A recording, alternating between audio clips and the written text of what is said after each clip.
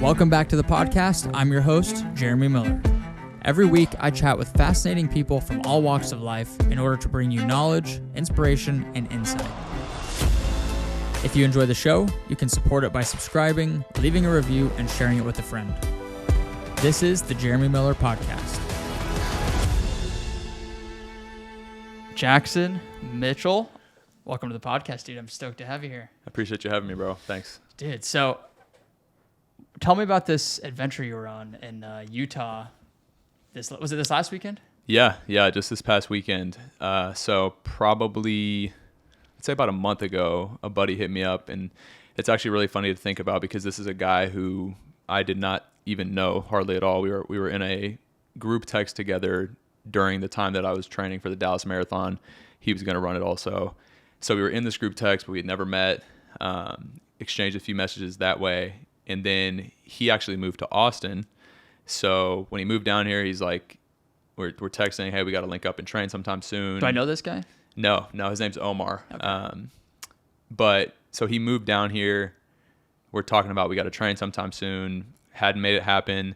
And then I bumped into him after the Captex try, which I did. He did as well. So we bumped into each other kind of in the race village afterward, chopped it up there. And then sure enough, I guess that was Memorial Day. So, 3 weeks later, he texted me and was like, hey man, I'm doing this trail race in Utah. My buddy who I was going to do it with dropped out. Do you want to do it? And I was like, sure. Like, why not? Might as well go. So signed up. Incredible experience, dude. I mean, you've done a lot of trail running. Now, this race is not like the ones you've done. It's not a 50K or anything above 20 miles. It was a 6.7 mile trail run, 3,015 feet of vertical elevation. Dang. Up in Utah. And it was just epic. Unlike anything I've ever done. That was my first trail race. Nice. And dude, it almost put me in a coffin. It was tough, but incredible. Well, dude, when you go from, because Austin's like 800 feet elevation, essentially sea level, and you go up to, I'm guessing you were probably close to a mile high, if not higher, right? Yeah, the starting point of the race was around 8,700 feet. Yeah. And then, you go up 3,000 plus feet. So dang, just a different world. Which part of Utah was this?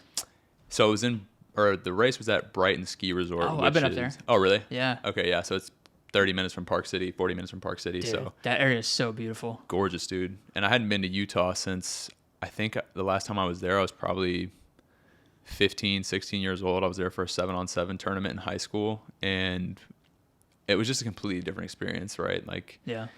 But so incredible. That's cool, man. So how did the race go? Did you have a certain goal in mind, or you're just like, okay, I just got to finish this thing? So it's really funny going into something like that with never having done it before. A month in advance, I'm signing up. So no real prep from a trail perspective. No real prep how do you prep for elevation if you're living at sea level, right? You can't really do it. So no real prep on those two fronts. It's actually hilarious because I bought my first pair of trail shoes like 3 days before I flew out. So which ones did you wear? I wore the Saucony Endorphin Edge. Oh, I haven't worn those. I've worn some other Saucony ones, but I like them a lot. Saucony's kind of my go-to running shoe, just in general. So I was a big fan of that. Shout out to the Loop. They hooked me up. Nice. But yeah, man, honestly, no real preparation other than just weekly mileage, kind of just doing it to maintain a level of fitness. And I actually wrote about this. Like, I write a weekly newsletter, and this week's edition was about the fact that you don't have to have everything figured out going into any sort of endeavor, whether it's business, signing up for a race, whatever it may be, right? We don't always have the answers. We just have to confidently step into the unknown and be ready to get into the thick of it. And that experience really reminded me of it because, like I said, no preparation, no trail shoes. I was climbing, pretty much doing burpees up a mountain at one point, huge boulders, and didn't have gloves on, didn't have the gear. And it was just like, you can't, there was no way to simulate that. And I'm honestly glad I didn't, because I had so much fun and enjoyed every single moment. That one of the things that stuck out to me the most about the photos that were sent out was that I was smiling so big in every single photo. Whereas like most of the races I've done, I look pissed because I'm just like grinding and so focused on a goal or what have you. But yeah, I think your initial question was, what was the goal? I didn't really have a goal because I didn't know what to expect. I looked at the times of last year's finishers. The first place finisher did it in an hour and 10 minutes, which 6.7 miles, hour and 10 minutes, that's like 10.5-minute miles.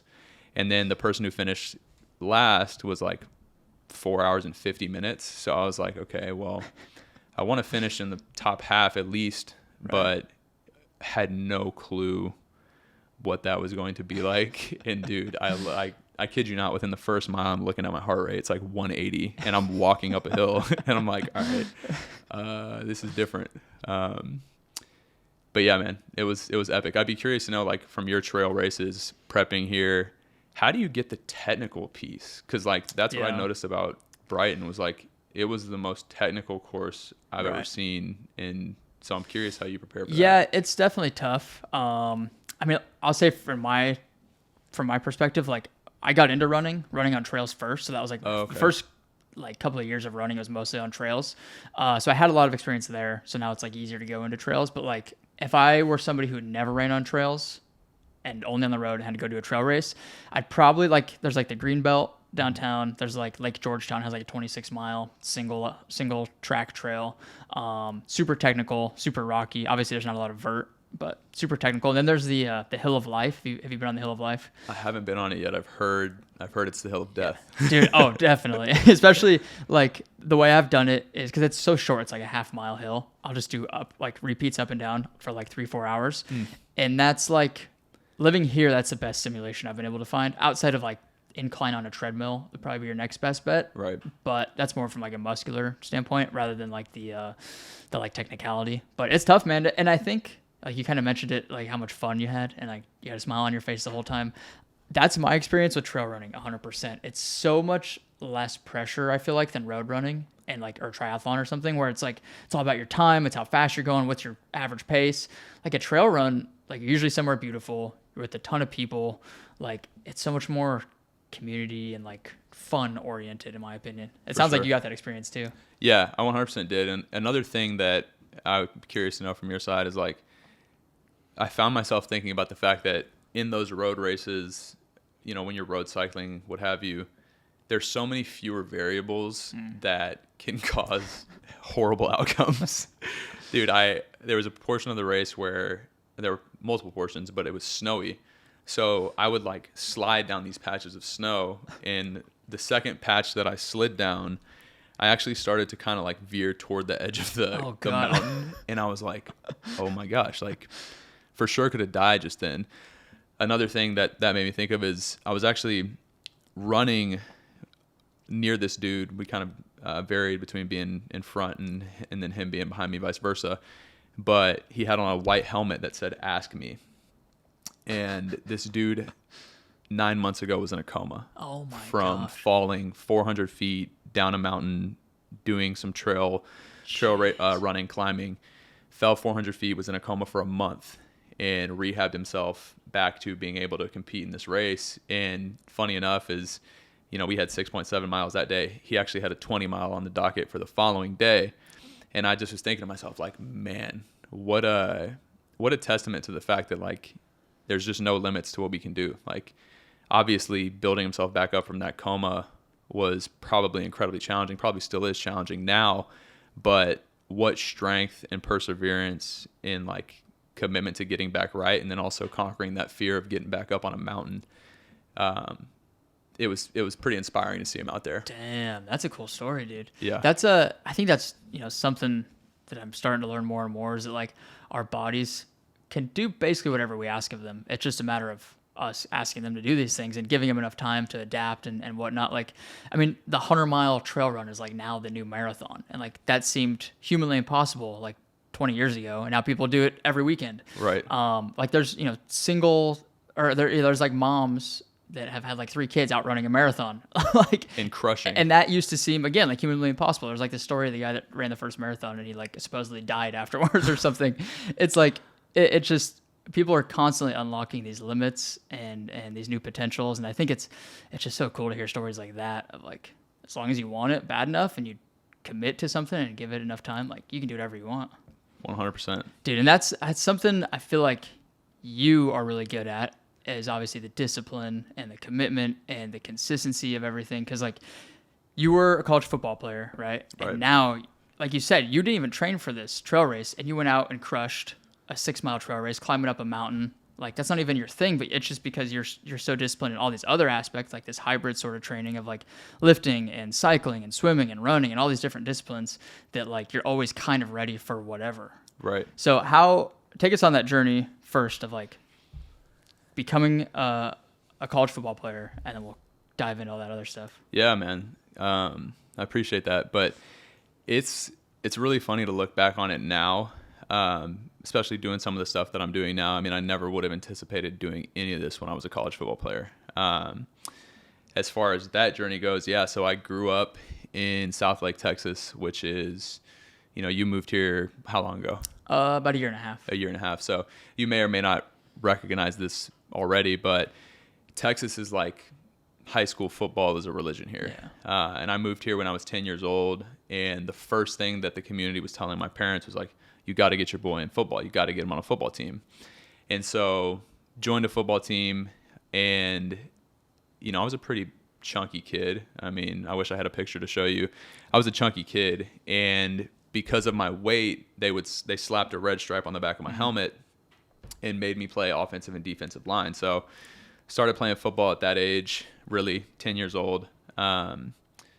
My team was good in Pee Wee, had good experience there, but every kid's dream is to touch the football or play a skilled position of sorts. So, but I was pigeonholed because of my weight. So red stripe on the back of my helmet, 5th and 6th grade, moving to middle school. I'm like, all right, bet it's time for me to ball out of control. I'm going to get the ball this year. So I go to the wide receiver line in the beginning of practice in middle school, and over comes coach, and he's like, hey, we're going to need some of our bigger guys to play on the line. So boom, pigeonholed back into the line because of my size. And I was frustrated, man. I mean, I think 7th grade's probably 11, 12 years old. You just want to touch the ball. But played on the line once again. And it was after that 7th grade season that I told my dad, like, I don't want to keep getting stuck here because I'm a fat little kid. Like, I want to do things to try to change my body to make myself able to play a more skilled position. Where does that drive come from, you think, to like, because I mean, not many, middle schoolers have that awareness to be like, oh, I need to get my shit together so I can do what I want to do. Like, where do you think that comes from? That specifically, I don't know. I feel like, my mom was in the military. She retired as lieutenant colonel after 26 years. My dad is a, sales leader in an organization. Both of those people have exhibited incredible drive and commitment and grit in their lives, both coming from divorced homes and making commitments that like we're going to provide better for our family. And so I think probably as a kid, like watching them grind showed me a little bit of like, if you work, you'll get something good. Now as a 7th grader, it was probably like, we have nice things. I see that hard work equals nice things. So that's why I should work hard. I think as I got older, and ultimately if I think about like that specific conversation, it was probably something along the lines of, Dad, I don't want to keep playing on the line. This sucks. I don't want to do this anymore. And it was probably him saying, look, son, if you want to change your body, you're going to have to work hard, and it's going to take this, this, and this. And there are resources available for you to do those things, such as a place to go train, there's good food, etc. But it's going to take a tremendous amount of commitment, work ethic, accountability, doing things you don't want to do, and like doing things when you don't feel like doing them. It's going to take a lot of that. And I remember him saying, if you want this, your mother and I will give you those resources. But if you take this path, you're taking the path. And I really, I didn't want to play on the line anymore. So I started working out, training hard. And that's when my journey of, I think, becoming the disciplined, results-oriented, committed type of person that I am really begun, because I started to see, okay, if I go train at APE X days a week, if I don't eat 16 packs of Gushers before bed, if I don't do these things, if I do have these inputs that are positive, then I can get a result that is the result that I desire. And so I really think that that's where the journey begun from a work ethic perspective. Dude, that's so rare to have parents to tell you that. Like, I feel like most parents, or maybe not all of them, but a lot of them would be like, "Oh, I'll go talk to the coach and see what we can do." Like, I hear that right. Like playing sports growing up, I would hear shit like that, and like instead telling you like, if you want something, you're gonna have to work for it, and like it's possible you can do it, but it's not gonna be easy, and we'll be here to help facilitate it for you, but like if you want it, you're gonna have to do the work for it. Yeah, man. I appreciate my parents so much. I mean, they were just doing the best that they could given their experience and what they knew and what they thought. And I can confidently say I feel like they did a pretty damn good job. Because that teaches you, like, what that taught me is that you have to work for things. No one's just going to hand it to you. There's no silver spoon here. And on the flip side of that is like my parents just didn't really play bullshit. Like they didn't want to be involved in politics. They didn't want to talk to the coach. Like they didn't want to be any part of that. Yeah. And frankly, there was a lot of that in my hometown. And like you mentioned, plenty of places there is a lot of that. But yeah, they said, hey, look, if you want this, you're going to have to work. And do you have siblings? Yeah, I have a younger sister. She is 4 to 5 years old, younger than me, depending on the time of year. Does she have that same mindset as you? Like this whole like discipline, motivation, drive to do things? Yeah, my sister is incredible. She's mature beyond her years. She's matured so much in a short period of time. I would say, her thing growing up was she was like a drill team dancer. And growing up, I would say I was more of a morning person. She was not as much of a morning person, but she's the type of person that's similar to me. If there's an objective to be attained, if there's something that needs to get done, she's going to give it her best effort, and she's going to have the inputs necessary to have a good outcome in whatever it is. And man, I can't stress enough how strong she is. I mean, she inspires me in a lot of ways. That's cool, man. Sounds like your parents did everything pretty much right from what I'm hearing. Mom and Dad, if you're listening to this, you didn't do everything right, but me and Maddie love you both, and I don't think either of us would change a thing. At the very least, they taught you work ethic, and if you want something, you got to go work for it. So that's cool, man. I love hearing.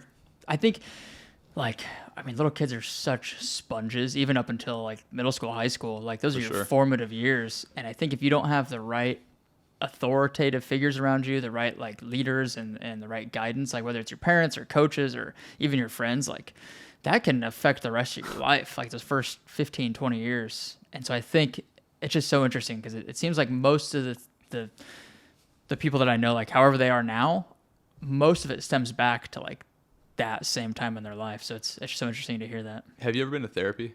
I personally haven't, no. So this podcast is therapy. Yeah. No, dude, you just hit the nail on the head. I went to a 3-day immersive therapy retreat where for 3 days in a row I was with a neuropsychologist, and from 9 a.m. to 5 p.m. we were in the trenches, just like dissecting my childhood, dissecting everything that I've experienced in order for me to like make sense of it all, understand the way I tick, understand my why I might be defensive about certain things, understand why I might be averse to doing other things. Like it was unbelievable. And what you just said is so true. The way that my therapist actually speaks to it is she says there's a child mindset, a teenage mindset, and then your adult mindset. And your child mindset is those first few years that you're talking about where things are programmed into you that you don't remember, that you have no idea what's happening from the time you're like 0 to 5 really, unless there's like specific big things that you remember, right? But like so much of what happens in that time frame impacts you for your entire life. And then that, progresses into your teenage years where you're taking what happened to you as a child and you are trying to make sense of it as a teenager, which frankly you can't really do. And then you're operating based on that programming. When you come online as an adult, it's like, okay, I recognize some of these tendencies that I have. I recognize that I might be, defensive or critical or whatever it may be. I can't quite put my finger on why, but this is sticking out to me and it's something worth addressing. When I went to therapy, we could take everything that happened in my life and I could say, oh my God, like that makes total sense as to why I might respond that way to this thing. But the coolest part about it was I then had the opportunity as an adult to kind of like console the child and say, hey, look, I get it. I understand why you were scared from XYZ. Talk to the teenager like, yo, I appreciate you for putting up those barriers and for suppressing emotions or whatever the thing might have been, right? I appreciate you for doing those things. I understand why you did those things. It was based on your experience. I got you. But hey, look, I'm the adult version of us. And like, I got you, teenager. I got you, baby. Like, we're good. And I'm not kidding. Like, there's like LSD, psilocybin, MDMA, like they're therapy drugs that can be taken with a professional. Yep. Well, I didn't take any of them, but what I did do is this exercise where I had a mirror to my left and right, like almost like a sun tanning menu. And I was able to look into these mirrors rather, and I could see the teenage version of myself to my left and the child version of myself to my right, and just have a conversation amongst the three of us and get us all like on the same page. Wow. It was nuts. It was nuts, bro. Like nuts. That sounds nuts. Yeah. That's cool though. But you're spot on in saying that like these things that occur to us, beliefs, etc., like a lot of it happens when we're young. Dude, that's so interesting. And I like you brought up the like psychedelic stuff. I've watched like some of the documentaries on Netflix, read some of the books about like psychedelics, like you said, mushrooms, LSD, MDMA, all these different like plant derived substances, and how they can help people go through PTSD or depression or anxiety. And again, most of it comes from like maybe a specific traumatic event or a series of traumatic events, and it just like lives in their brain, and a lot of it's at the subconscious level, and so that's why it's so hard to try and figure out what it is or whatever. And so it's just so interesting. And I think that a lot of that, the turning factor is like the acceptance of it all. Yeah. Of like, okay, this happened to me, it's out of my control now, I can't do anything about it. Is that kind of like what the end goal with the therapy was like you just accept all of that and like now you are good to move on with as like who you are now? Yeah, I would say the biggest thing that I took away was that a lot of the way that I was operating was from a place of like people pleasing or really maybe getting too wrapped up in opinions of other people at times. But I think one of the most important things for us as people to be able to do is to really be okay and proud of who we are. And so understanding what happened to you, you know, maybe you feel shame or guilt around something that happened to you that was out of your control. If you can acknowledge that trauma and understand that trauma, and then in my instance, communicate with that mindset, that version of you that experienced the trauma, and tell them it's okay, and that's not true. Whatever story you're telling yourself, right? That's not true. I got us, and console that person. Then you can move forward. I think the biggest thing for all of us as people is to truly be okay with who we are, and not care about what he or she might say about us or think about us. Like, because, you know, obviously you hear it all the time, like nobody's really thinking about you. They're thinking about themselves. Mm-hmm. But also the most important opinion, the most important beliefs that we have, the stories that we tell are the ones that we tell ourselves and that no one else hears. Yeah. So you might, from the outsider's perspective, be fucking crushing it, like, you know, running races, creating dope content, educational, informative, really well put together, incredibly talented, right? You could do all those things and still be just crushed on the inside and feel like what you're putting out is trash and nobody cares about it, etc. Like, there's a high likelihood that you don't, but I'd argue otherwise. No, but you get my point. Like, if you're telling yourself these stories about yourself that are demeaning you, then like ultimately that's how you're going to operate, is based on your own opinion. So yeah, I just think coming out of there and being congruent and aligned, my child, teenager, and adult, I just have it gave me a completely different view on every situation that I'm in. Like, feeling like I'm totally in control of everything I'm doing because I don't need validation from somebody else, whether it be a parent or a friend or a coach or a teacher, which, you know, coming up in an athletic background, like everything you did was based on what coaches said, teachers said. So just like, yeah, I think I answered your question. Maybe I don't even remember what the original question was. It was just what was kind of the key takeaway from it. And I would say just like honestly, as cheesy as it might sound, it's like self-acceptance, self-love, being proud of who you are. A lot of the stuff I talk about within the walk-on mentality, believing in yourself, confidence, all of it, like it was just kind of reaffirming of those things. Yeah. Dude, I think you kind of mentioned a second ago, like people are so concerned with being liked by people. And like, I think people put so much emphasis, I used to do this, most people do, of like trying to fit in and be normal, whatever normal means. Right. And through that, like you lose who you really are. You're probably not very happy because you're not being your true self. Right. And in my opinion, like the most successful, however you define success, most successful people that I know and see are people who don't go against that. They just don't go with that. They go against the grain. They just do what they do. They stick to whoever they are as a person. And like they are just different because everybody's different. And you don't want to be like somebody else. You don't want to try and fit in and be like everybody else because everybody's just so unique and different that like, why would you want to be like everybody else? Right. And so I think that's a good point. It's just do you and understand and accept who you are as a person.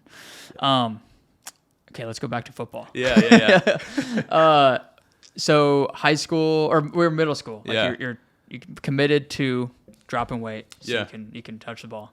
Yeah, so committed to changing my body, developing more athleticism, and trying to set myself up to have the opportunity to get off of the offensive and defensive line.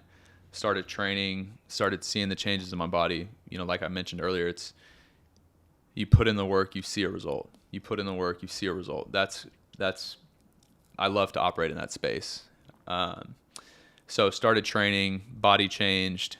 At the beginning of my 8th grade year, I went from playing defensive tackle, so interior defensive line, to defensive end. So that's a step in the right direction. If you're a DN, you're edge rusher, having the opportunity to potentially not have your hand in the dirt pre-snap, which was a step in the right direction. Played 8th grade year, 9th grade comes around, played DN once again. But the spring of my 9th grade season, I got moved to outside linebacker. So boom, I'm seeing again, all this hard work is giving me a desired result. And I played that year. Okay, yeah, so that was my freshman year. In South Lake, they do this thing called double dipping, where you will play with the upper level JV green or the upper level JV team on Thursday night. You'll play in that game, and then you'll suit up on Friday night for the varsity game. And what that means also is that you practice with JV and you also practice with varsity. So they would do that with players who were kind of on the cusp of, yeah, this person could play on varsity, but they might not quite be ready. So I had teammates who were 4-year varsity lettermen, but me, I double dipped. So sophomore year, I am playing with the upper level JV team and then suiting up on Fridays. Great experience going through. Sophomore spring rolls around and still I'm playing linebacker. Ultimately, I end up getting moved inside. Well, in South Lake in this day and age, people are getting recruited early. And at that point in time, I was starting to get recruited and starting to think that playing Division I football, big-time D1 ball, is actually a legitimate dream for me, like something I can really pursue, because I was getting mail from Kansas, Baylor, Iowa, some big schools as a sophomore. Is Texas high school football, is it like Friday Night Lights? Is it? I know it's probably dramatized a little bit, but it is dramatized, but it's like that. I mean, we've got huge, big-time scouts at every practice. I mean, one of my good friends from high school, quarterback, was Kenny Hill, who, you know, played at A&M, played at TCU. I mean, dude was a freak in high school, like did whatever he wanted on the field. I had safety named Tanner Jacobson, played all 4 years, went to Texas Tech, walked on, started as a true freshman, and then ended up playing the rest of his time at BYU. He's LDS, so he went on his mission trip and came back. All that to say, we had some big-time recruits at my school, so there were big-time programs coming to check them out. And, yeah, I mean, that was every single day.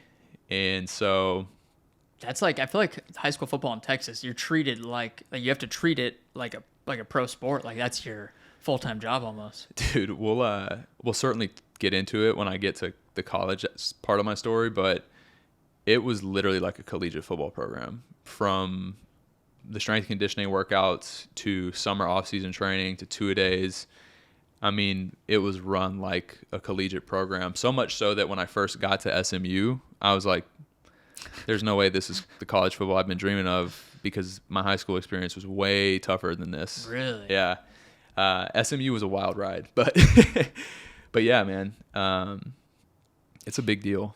And so sophomore year, spring, started getting a lot of mail.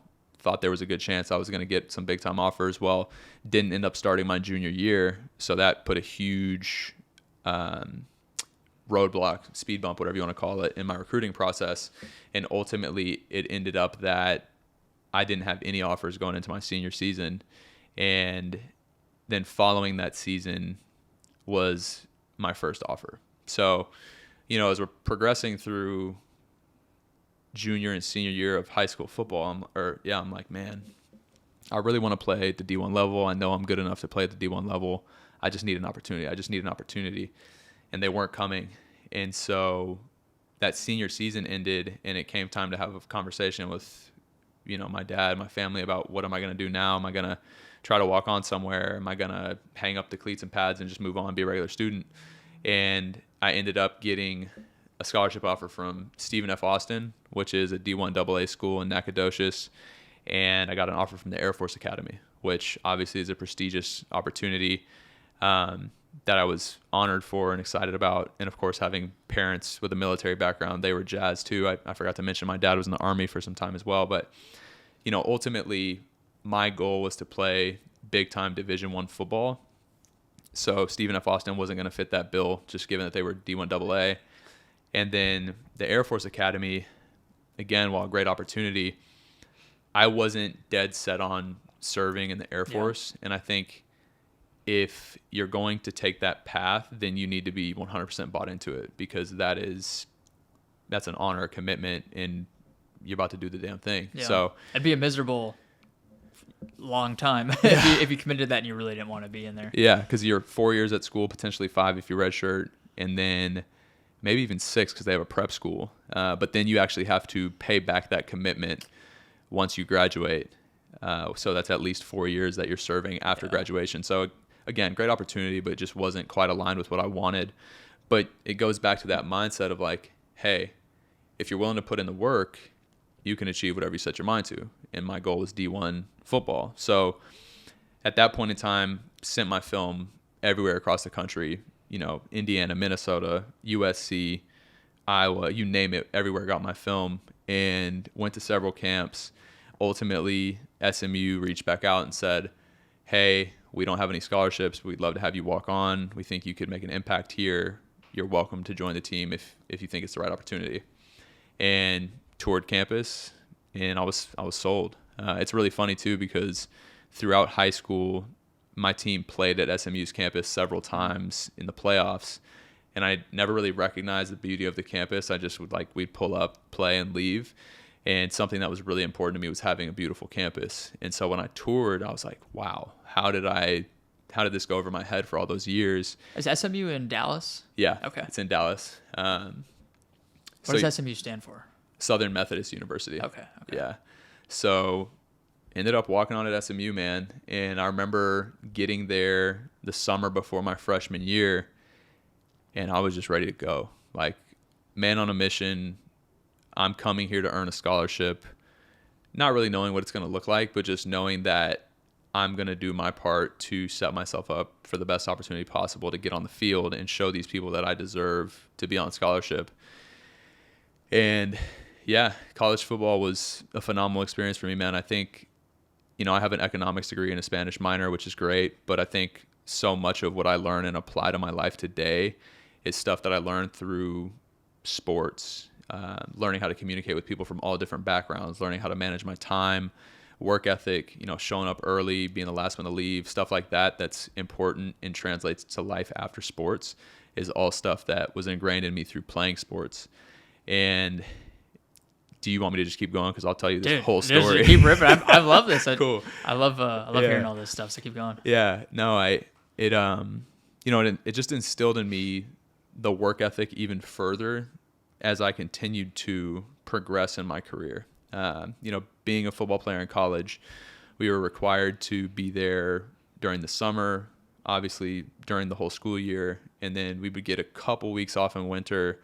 If you're playing in a bowl game, you don't, but we sucked, so we weren't there. But man, what I miss most about it was the grind. Like, really? I really do, because it was always in the grind where, I prided myself on having an unmatched work ethic. I still do, and I wanted everybody who was on my team and around me to feed off of the energy that I brought to workouts, to practice. And I think people do. I mean, if you go into a room and you have big energy, people are going to be drawn to you. And I always just wanted myself and my team to reach our full potential, because we had good players. But bro, when I got there, the culture was just awful. Really? Yeah. And I kind of alluded to it, but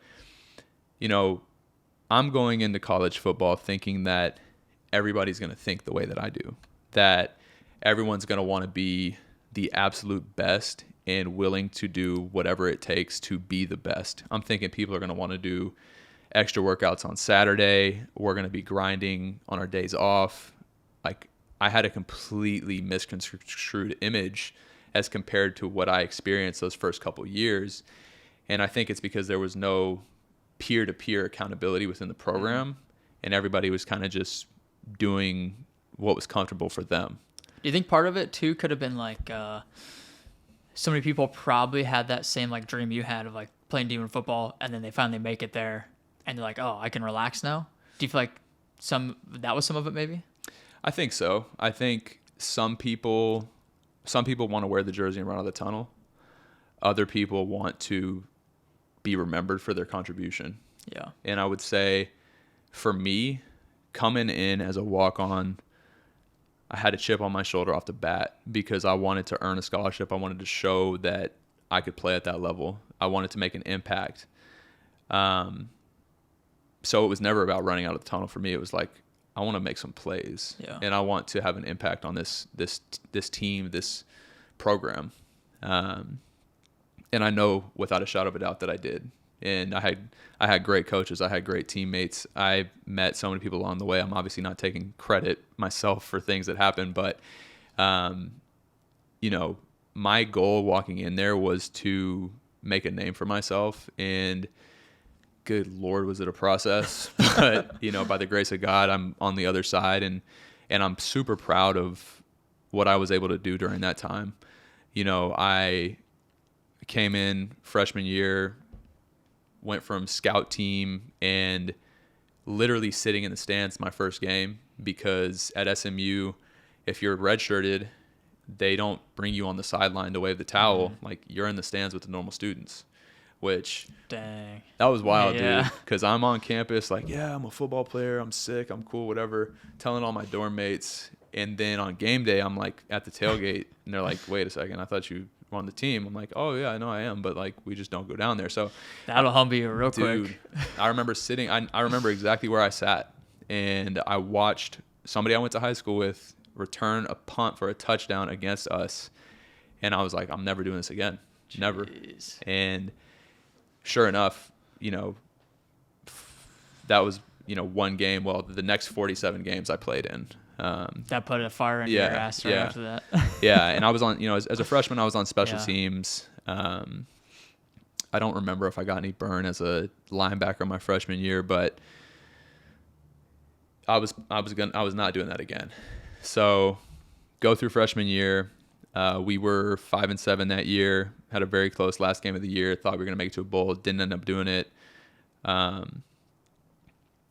Well, going into my second year, first game of the season, we get blown out by North Texas, and then the head coach quits. He walks out. Oh my gosh. Yeah. So to me, I think that was one of the most pivotal points, because we knew that things were going to change from there moving forward. And ultimately, that season was wild, dude. I mean, we were 1-11 that year, and we didn't win until the very last game of the season. Jeez. We went up to UConn in the rain, beat them at home. By the grace of God, we didn't go 0-12. But after that season, the whole coaching staff got fired. Dang.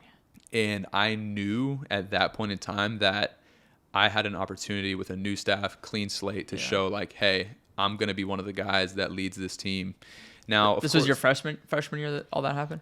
So that was my sophomore year. Okay. And what I was about to say is, of course, this whole time I had been working hard, trying to lead, doing extra work, being the first one in, trying to get people to do the extra workouts, all those things that I believed would separate us from competition.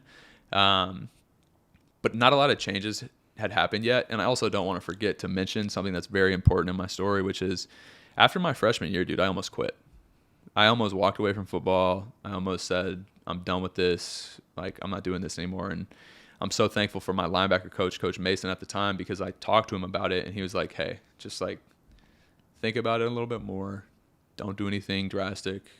Just think about it. And like literally a couple hours later, I was like, nah, never mind. I'm not doing that. You wanted to quit because you're putting in so much work and you still were walk on? Yeah, I think it was a combination of things, man. I think it was feeling like the work, the grind that I was so used to was not actually giving me a result other than me destroying my body. And quite frankly, my freshman year in college, I did not have a good year in the classroom either. So I think a combination of my grades not being great, my body feeling run down.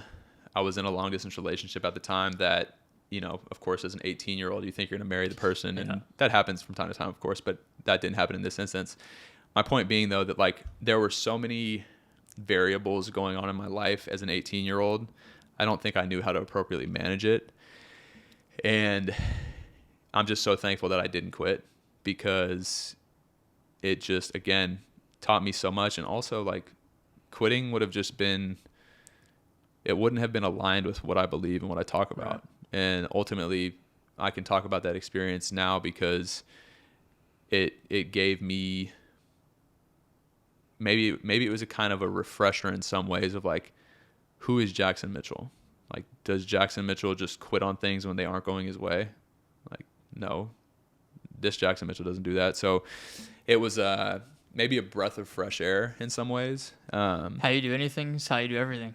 Absolutely. If you quit even the smallest little thing, like, that's going to slowly bleed in and affect everything else. Yeah. I can't remember who said it, but they say that the first time you quit something, every time after that, it just gets easier and easier and easier to quit. And it's so true, because you stop having that almost visceral feeling of like, this is not who I want to be. Yeah. The more you do it, it's like, oh, this is just normal. This is just something I do. Yeah, it affects your mentality of like, oh, like subconsciously, I might just be a quitter. Right. And then when it comes to the point of like, do I quit or I keep going? You're like, oh, I've quit other things. I'm a quitter. It's what I do. Yeah. And it's a bad cycle. A slippery slope. But yeah, man. So sophomore year, destroyed, blown out. New coaching staff comes in after that season. And like I said, my mindset was like, okay, this is the time to show who is Jackson Mitchell, what do I bring to the table, and make a name for myself with this new coaching staff that knows nothing about me. And so winter workouts, grind, just grind, doing everything I can to lead my teammates vocally with my action. There's different types of leaders. There's leaders who just lead by example, and then there's the vocal as well. I was the type to scream at the top of my lungs, encouraging people, but also to show what it looks like to put in the work. So much so that I ended up giving a presentation on work ethic that following year, I believe. But we grinded all off season, and spring ball rolls around. I'm rotating in and out as a starter. And then, we go into fall camp and no scholarship has come. Frustrated, but still working. Yeah. Frustrated, but in the process, detached from the outcome, just putting in the work, believing truly that it's going to pay off at some point in time. Funny story, actually. I remember a specific day where every Friday we would run stadium sprints, and then we'd come into the weight room and do like back squat, front squat, like they would just murder us. And there was one day where this is the closest I've ever been to throwing up in a workout. And the coaches were like at my rack watching. And I'm thinking to myself, like, this is how they're going to decide if they're going to offer me a scholarship or not. Like, I better not die right here. And I don't have much more to tell about that specific story other than I just remember pushing through such horrific discomfort and pain, knowing that this might be the moment that makes or breaks what I'm working for. Did it end up being a moment like that? Well, I would say that moment on top of a lot of other moments probably compiled to what ultimately led to during fall camp. You know, we're going through, it's a grind in Texas. You know the Texas heat now. Yeah. It's brutal. It's awful. But so what ended up happening is, I think it was probably one of the last few weeks of fall camp leading up to my junior year at this point in time. There was a big buzz around the football facility around, you know, somebody broke into coach's office and stole a bunch of stuff, and everybody's buzzing, chatting about it in the locker room, kind of freaking out, like, oh, who did it? What'd they take? Whatever. And we go to team meetings that day, and coach at the end of our meeting gets up in front of the room. He's got a manila folder, and he's like, hey guys, I'm really upset. I'm disappointed. You know, somebody broke into my office and stole a bunch of stuff. You know, nothing that is super monetarily valuable, but it's got a lot of sentimental value. And I'm just going to read off some of the things that were stolen. And everybody's like, whoa. I mean, there were cops there. Like, it was a production. And he pulls out this list, and he's like, Garrett Kirstich, we're going to award you a scholarship. And so one of my really good buddies got awarded scholarship in front of the team when we all thought somebody broke in and took a bunch of stuff. So incredible moment for him. And I'm like so excited for him. But at the same time, I'm like, man, like this was going to be my year. Like I was supposed to get, I felt like I was deserving and I was ready. But, you know, happy for my dog and let's keep working. And coach then goes, all right, we're going to go straight to special teams meetings from here. But before we do that, I got one more letter. And Jackson Mitchell, we want to award you a scholarship. Oh, dang. And dude, unbelievable feeling. I'll have to show you a video. It's on YouTube. But finally, it felt like somebody was filming that moment. Oh, that's cool. Yeah, our media team was great, and they filmed it all. That's dope. So nobody ever broke into the office? No. Oh, that's just all okay. Made up story. He had the campus police there, like, you know. I mean, oh, that's a whole freaking thing. Yeah. But so finally got awarded scholarship. Got to FaceTime my family from the meeting room. All my teammates were hyped. Really, really great experience. That's dope. And it was cool, man, because when I received that scholarship, I got probably, 50 text messages from different teammates, people outside the organization, just like, hey, bro, you deserve that. Like, keep doing your thing. Keep inspiring, leading, what have you. Like, there's one guy in particular, my teammate, his name was Ced Lancaster. He's now like a leader of a organization. He lives up in Oklahoma, but his text message stood out to me so much because this dude was from Houston, Lamar, which just is a completely different area than what I came up in. I mean, I didn't really mention this, but coming from Southlake, which is a predominantly white neighborhood, I mean, I had teammates who were like, bro, you're not black, you're white. And just, hateful for no reason, right? Like just racism exists in many different ways. And that was early on and it got better. But, I give that example to say that I had, people from all different walks of life on my team, which is, again, one of the reasons I'm grateful for football. But Ced sent me a really long text that was just super encouraging, and it meant a lot to me because this dude was a stud, played as a true freshman, just a beast. And I was like, man, like it's really cool that he would take the time out to shoot me that kind of text. But anyway, what did the text say? Man, I have it on my computer actually still, funny enough, but it just said like, man, I've been watching you put in work since you got here. You should have been on scholarship since day one. But the impact that you've made is incredible, and you continue to make, and just keep doing your thing, man. It's inspiring. Something like that. He probably doesn't even remember that text he sent you. He might not. But if he's listening to this, Ced, appreciate you, brother. Dude, that's one of the coolest things about moments like that is like, you might say something to somebody that seems so insignificant to you. Right. But like you remember that we're talking about it today, and that was however many years ago. Right. 10 years ago, 10 years ago. Yeah, and that still left a mark. And there's shit that happens negatively too, unfortunately, that could do the same thing. But for sure. I don't know, that's awesome. It just meant so much to you because of the status he had and his skill level and just the person that he was. Yeah. I mean, just cool. A stud. But yeah, man. So that was my junior year, fall camp leading into my junior year. I got put on scholarship. went on to become a starter that year, and then ultimately finished my career as a team captain. Dang. I got nominated to be a Burlsworth Trophy, I was a Burlsworth Trophy nominee, which is awarded to the best college football player that starts their career as a walk-on. I got to travel to Media Day up in Rhode Island and eat a clam bake on the Cape Cod or whatever, and represent the team at the AAC Media Day rather, and just, you know, did so many things that I couldn't have even imagined, but it was all just a result of hard ass work and showing up every day, trying to be the absolute best that I could be, trying to bring people with me and make them better along the way, trying to, you know, add value any way that I could, being willing to do the things that other people didn't necessarily want to do. And all of that stuff is applicable far beyond just sports, which that was a big reason around why I started my podcast, was to talk about how do the things that we learn playing collegiate sports and sports in general, how do they translate to life after sports? And that was how it started, and it's evolved quite a bit since then. But the principle still remains the same, that like confidence is incredibly important. Consistency is incredibly important. Having a standard that you don't deviate from is incredibly important.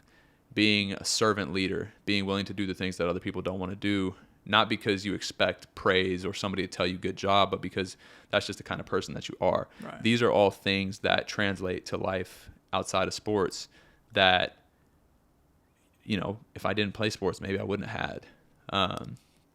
So, yeah. Dude, sports, I think, are one of those valuable things that kids can do growing up. Like, it teaches you, like, all those things you just said. I mean, in addition to, like, responsibility, respect for authority, like a coach, how to have teamwork and be able to work alongside other people. Like, I think it's a good, like, ego check a lot of times, too, because, like, sometimes you might not be the best kid on the team. You might have to ride the bench sometimes. But it also gives you so much confidence because you can see directly, like, all those things you said. If you put in the work, like, you'll score more goals, you'll score more touchdowns, you'll, like, have more tackles, whatever it is. Like, you'll get recognition for it if you, not that you're searching for recognition, but, like, it gives you confidence by doing those things and putting in the work. And I don't know if I'll ever have kids, but, like, if I ever do, they will 100% play sports. And I think it should almost be mandatory for kids to play sports because of all that it teaches you. And like you said, it's not like, you know, most people aren't going to go pro. Most people won't even go play D1 college, like less than 1%. College sports. And so even this is lessons that you'll learn as a human that you can take and use for the rest of your life. Like, I use stuff I learned when I was like 10 years old playing hockey growing up or something. It's like, I think it's just so valuable. And I wish that it was like a federal law or something that kids had to play sports growing up. Yeah, no, I agree. And you hit on this, but I just want to reiterate too, another super important thing is it teaches you that sometimes you might work your ass off and you might be the hardest worker in the room, but you still might not get the result that you want. Yeah. And I think that's so important. And that's something that I really think about a lot now and value now, is that the process is so much more important than the outcome. You know, we set goals, run a sub 3 marathon, run a sub 250, finish a 100-mile ultra in sub 27 hours. I don't know what the goal is for that, but my point being is that we can set these goals and we need to set these goals, but the process that we go through in pursuing those goals is so much more valuable than just achieving the goal itself. Even if you don't achieve the goal, the things that you learn through the process are things that you can carry with you for the rest of your life. Right.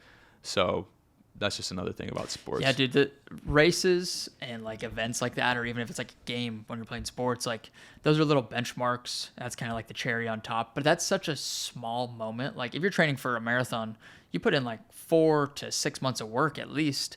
It's like all those days added up are so much more than that one day that you go out and run that like 2 or 3 hour run. Without question. It's like, it's good to have those, and it's easy to like look forward to those and use them as like benchmarks and tests of yourself. But yeah, 100%. It's the journey that matters the most. And I think if you truly love the journey, those are the people that end up succeeding the most, is because when you get so focused on the goal, like you might get to the goal and not, you might not achieve what you wanted to, but you're so focused on it that like it kills your confidence Right. and it just wrecks everything else. But instead, if you're like, oh, I didn't hit my goal, but I had a great training block, or I had a great series of practices or whatever. It's yeah, that's such a good mindset to have. It reminds me of we were talking and you were talking about Chris Williamson earlier before the podcast, and like he is either him or Alex Hormozy or somebody said it about it's so easy to win because when it gets hard, most people just quit. So it's like as long as you don't quit, you have pretty good chances of succeeding. And again, like it might not always turn out exactly how you want it, but like the number one way to fail is just to quit. Like if you just keep pushing forward and forward over time, you're going to develop a skill, or you're going to develop some sort of thing that's going to help you get there. So yeah, dude, I love that story and that mindset and the walk-on mentality. Yeah, man. Now, how was that transition out of college football to the real world? Yeah, it was tough, dude. It was really tough when I look back on it. I think in the moment, I probably thought I was doing great, but reflecting on it now, I'm just like, man, I'm grateful for where I'm at, and I just have a new perspective on it. You know, I got done playing football in December of 2016, and I had a small little injury the second to last game of my senior year, so I was kind of not working out a ton initially till I healed up.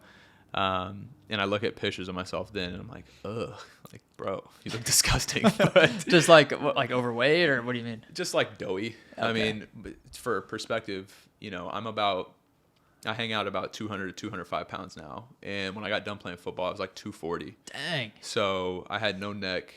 I had a large stomach. Looked like a college linebacker. Yeah, exactly. And it's hilarious to think about the way that I ate too. I mean, I would crush canes, like a 7-piece caniac. I was deleting dude. that on a regular basis. I love canes. Yeah, yeah. But yeah, man, that transition was tough. And as a college football player, I was somebody who cared a lot about my ability to play. And I also, to be frank with you, I didn't think I was that good. So I needed to make sure I was putting the right food in my body. I needed to make sure I was watching film. I needed to make sure I wasn't getting hammered. I needed to do everything right to give myself a chance to play. And so when I got done with football, I didn't have anything like that to kind of hold me accountable to. And honestly, dude, for about a year and a half after I got done, I just was kind of a degenerate. I mean, I was drinking a lot. I was blacking out like 2 nights a weekend typically for like a year and a half. Wow. And I'm just so thankful to God that I never got in trouble or hurt anybody else during that time frame, because I was just operating outside of who I am. And it's funny now because like I said, kind of took a break from working out, and then I moved in with my best buddy Troy is a professional triathlete. He played safety at SMU. He's a freak of nature. And I lived with him for 2 years, and it was during that 2 years that I think I saw the way he operated, and I just kind of like hitched myself to his train and just like kind of did what he did. And man, me and Troy, we were going to CrossFit every single day at 5:30 a.m., sometimes twice a day. And that was so huge because that was a reintroduction for me into fitness and health in a team environment and camaraderie that comes with working out at a CrossFit box. Mm-hmm. You know, we were going all the time, like I said. And then when he actually started to get into triathlon stuff while we lived together. And so I would see this dude. I remember, I'll never forget this day. There was a weekday where he got up at like 3 so that he could do a 2-hour bike ride and a 1-hour run before he went into the office and worked, you know, a 10-hour day at work. Damn. And so, yeah, that, like I said, that's my best friend. That'll be the best man at my wedding. Like he showed me that the work doesn't have to stop. Now that we're done playing college football, there's other ways to kind of push ourselves and stretch ourselves. And so, lived with him. I'm trying to remember where I was even going with that. Oh, you asked kind of about my transition out. Yeah. Before you answer that, like, is that, that's gotta be a really common thing with people once they get out of college football. Cause it's like, I mean, it seems like college athletes train like a pro athlete almost. Like you're trying to do school on the side. You're probably not super passionate about whatever you're learning in school or whatever degree you're getting. And then like you finish up like playing football or college sports, it's like, well, now what do we do? Right. If you don't go pro, it's like when you've relied on that your whole life and that ends, it's like, feel like you just feel lost probably, right? Yeah. It's so funny you say doing school on the side. I know people that play D1 sports, and it's like, that's your job. That's why you're there. You're not there to go to school, really. Yeah, I think there's a video that's like student first, athlete second. But yeah, man, it's being a college athlete is a full-time job. Yeah. And when you take your grades seriously as well, it's hugely important that you can manage your time appropriately. Yeah. But you're 100% correct. Transitioning for me, I went my senior year from being a captain, media day, award nominee, flag hanging on campus that says SMU football, photo shoots, all these different things, to you're a human resource business partner for a Fortune 500 company.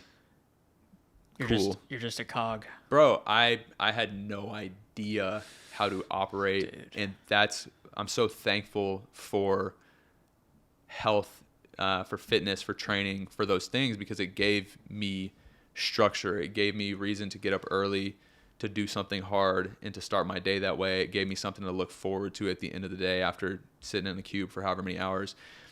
Fitness for me has always been about the physical, but it's always been so much about the mental too.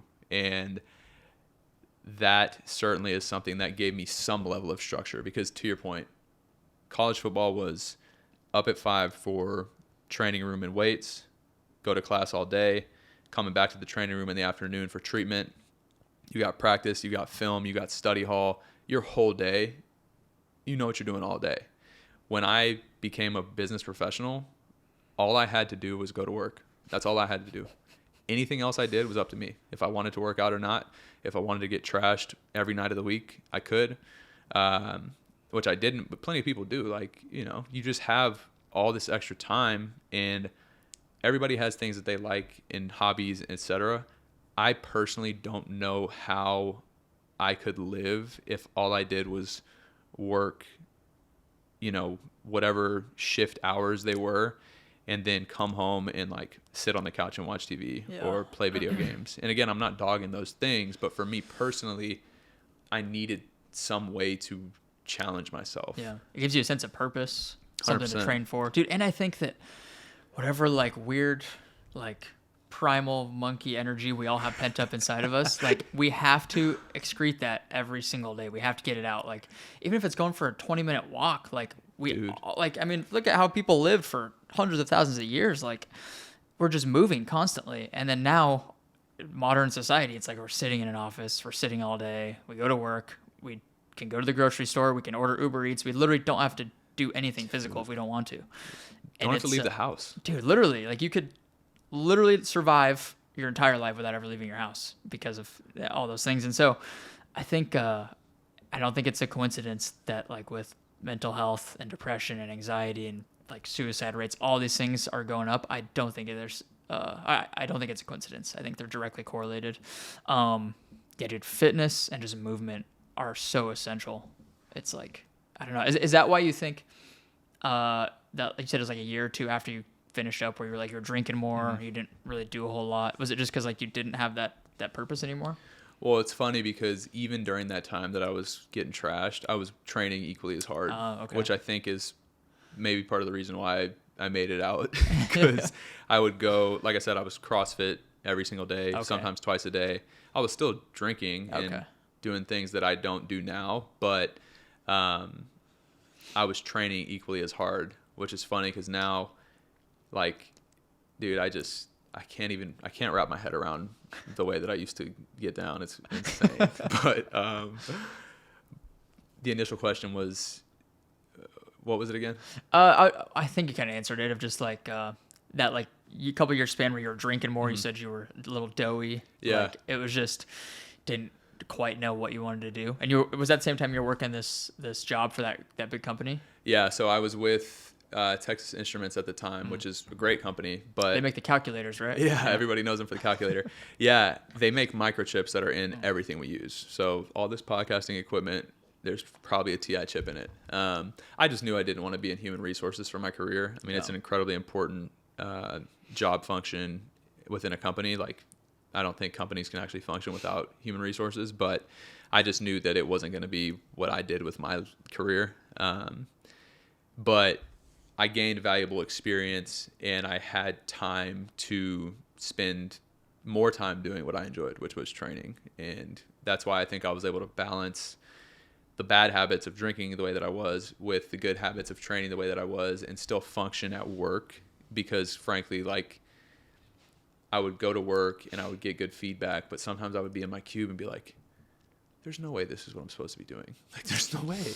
And so I think it was just all, it all helped me transition. But I think something that I didn't experience until later was that when you've attached your identity to being a college football player, or your performance as insert thing here, for so long, when you're done with that thing, you have to figure out who you are. Right. And I think people grow and have these discoveries at different points in their life, but I think it's an active thing to figure out who you are.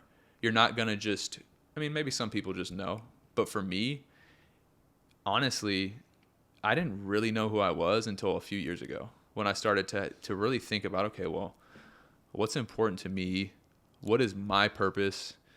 You know, why do I feel like God put me here on earth? What are my gifts? What do I enjoy doing? Where do these things intersect? Like, really thinking about that stuff is actually so important, because otherwise, like we talked about earlier, I think we put ourselves into roles and boxes that we believe society or our parents or whoever it may be expects us to fit into, even if they don't put us in those boxes. Mm-hmm. I think one thing I experienced for so long was, I think my parents think I should do this, or society views this as good or bad. So if that's the perspective that they all have, this is something I'm creating myself. If they all believe this, I need to fit in that box so that I'm doing well, so that I'm successful, so this and that.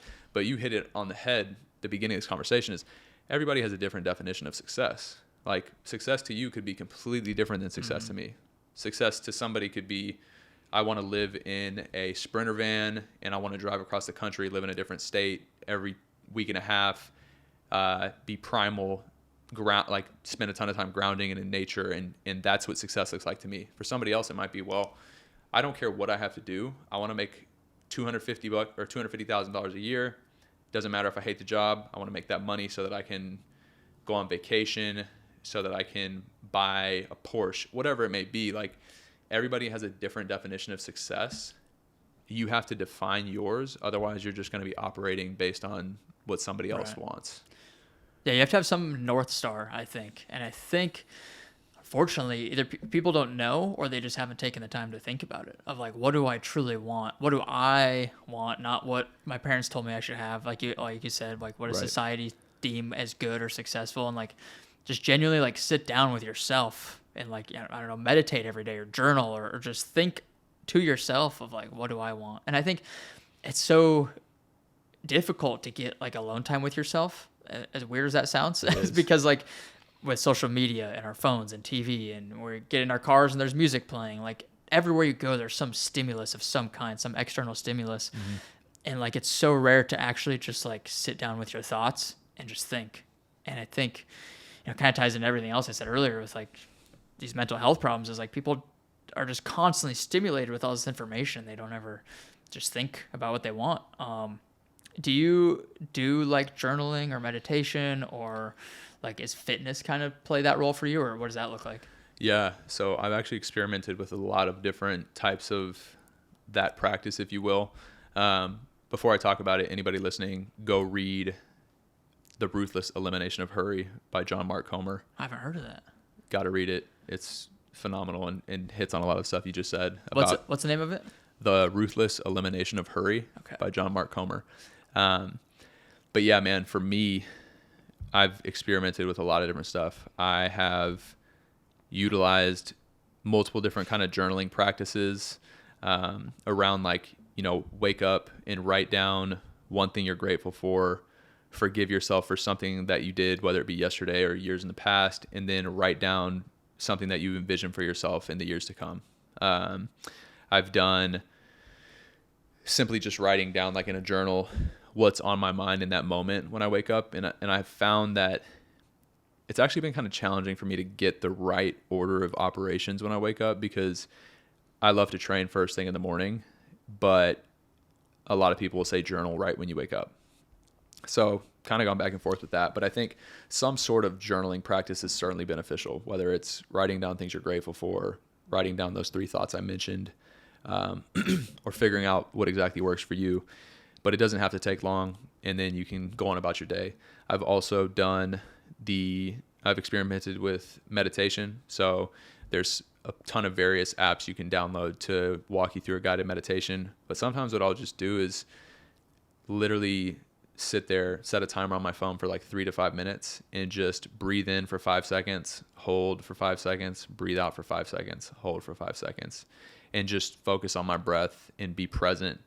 And you can also do like 6 inhale, 2 hold, 8 exhale, but different variations of that, but just things that help you be present where you are. I didn't understand grounding for a long time, but the whole purpose of grounding, walking barefoot, is to ground yourself and be present in that moment, which is kind of funny to me. But yeah, certainly have experimented with various writing and meditation. But 100%, dude. I mean, movement, whether it's running, cycling, going on a walk, lifting, that is typically where I can just be in my thoughts, be in the present moment, and do that thing for me.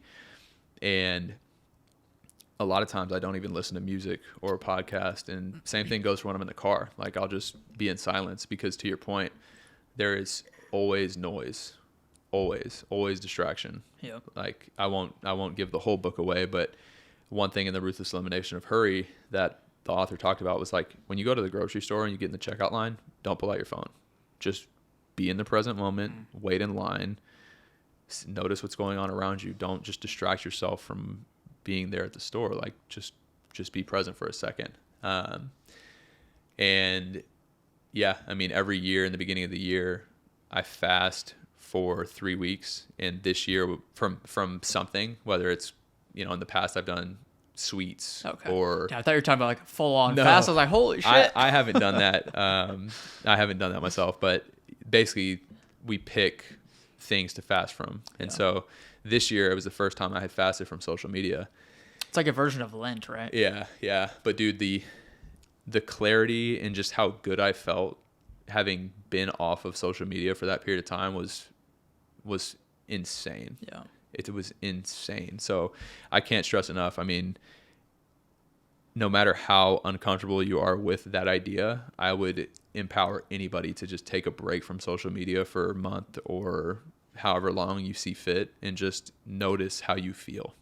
Yeah, dude, that's I love everything you just said. The meditation, the journaling, all that Do you? stuff. Yeah, I journal, meditate every day, pretty much all those things you said, and like my own variation of it. But I can tell, like, if I go a few days without journaling or without meditating or something, I just don't feel right. Like, I lose that presence, that present moment. And I think you kind of hit on it too, of like running, lifting, some form of exercise. I think it forces you to be present, because you have to be focused on that thing. You can't be on your phone really while you're out for a run or while you're bench pressing or something. Like, you have to be focused on that exact moment.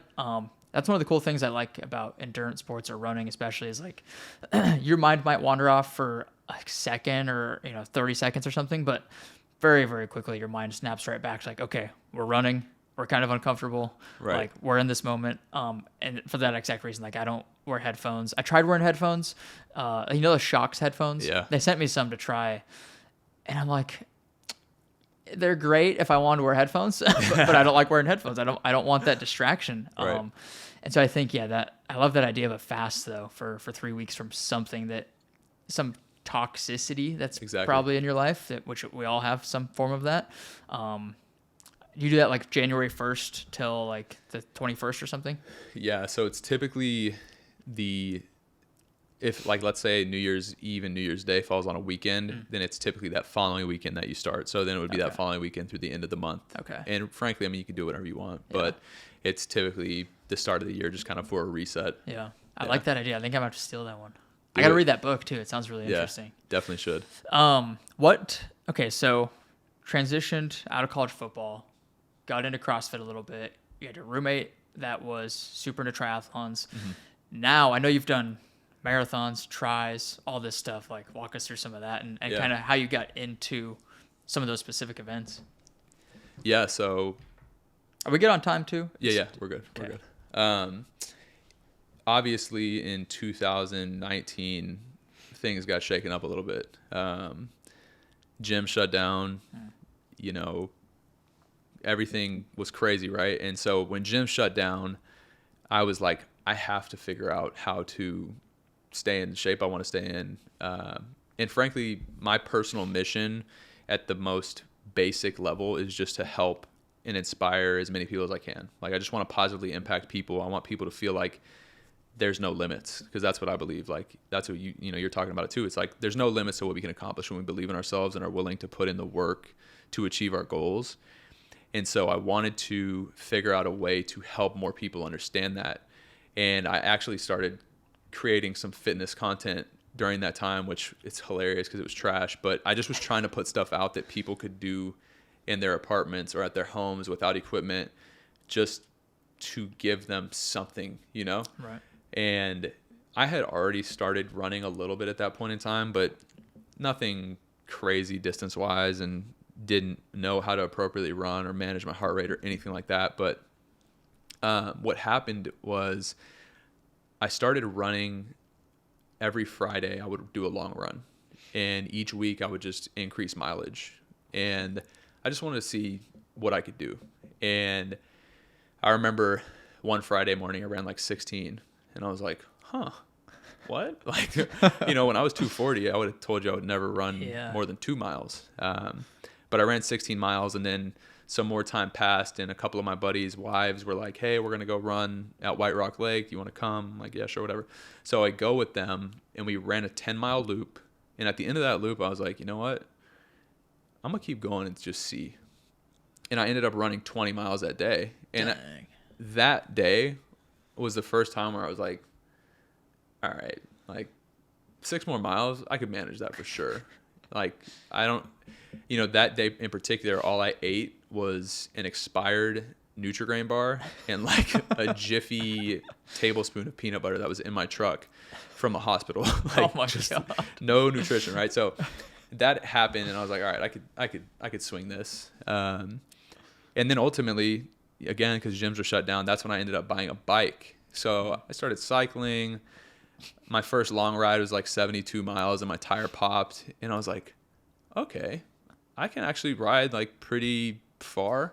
And again, knew zero about nutrition at that point in time, so I was eating like trash Fiber One bars. Like, this was my intra ride fuel. You're eating like a college football player. Yeah, dude, I had no clue. But those two things, I was like, all right, I can make it far distances on the bike and on my feet. This is cool. And so continue to do that stuff, and it's hilarious. My first half marathon was in 2018. I signed up like 2 weeks before. My buddy just hit me up and was like, bro, do this with me. Classic. Funny enough, he 200 meters into the race, he jumped off the course because he was hungover. So I just did it by myself. But hilarious. Yeah, hilarious story. But did that, was like, okay, cool, this was fun. But then had been running and cycling for a while, and I was like, all right, I could do a 70.3.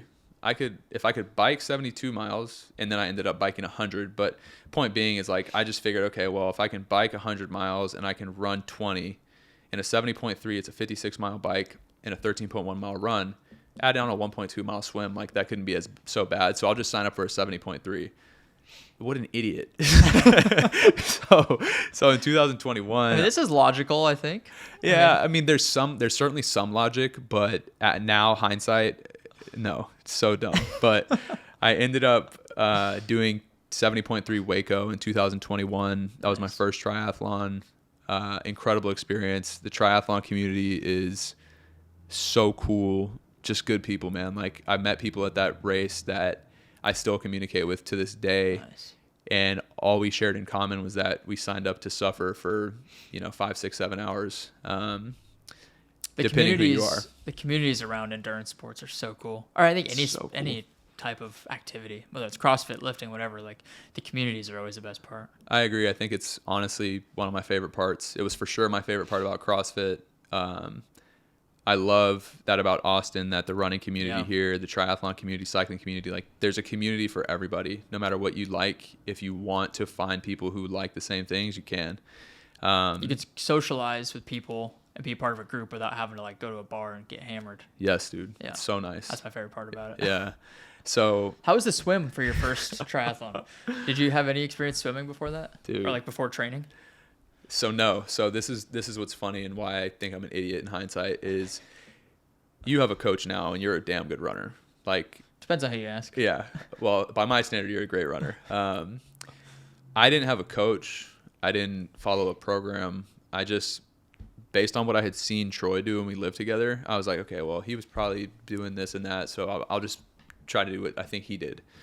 So I was just like riding my Peloton and running and making up brick workouts. And I cycled and swam a lot. Or excuse me, I cycled and ran a lot. I swam probably once every 10 days. And swimming was by far my worst sport. I still suck at it. And it was horrible.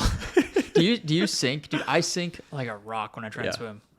Yeah. No, my it's almost like I'm swimming vertically because my feet and hips are just like down. Dude, same. Yeah. I don't know if it's like poor form. Or it's form. Is it genetics? Okay, I blame it on genetics. It's probably form. Just form. Yeah, it's form. And I know David Goggins said that black people are negative buoyant, so I'm half negative buoyant. But yeah, swimming was tough, dude. And again, like just what you learn through doing, you know, my nutrition was awful.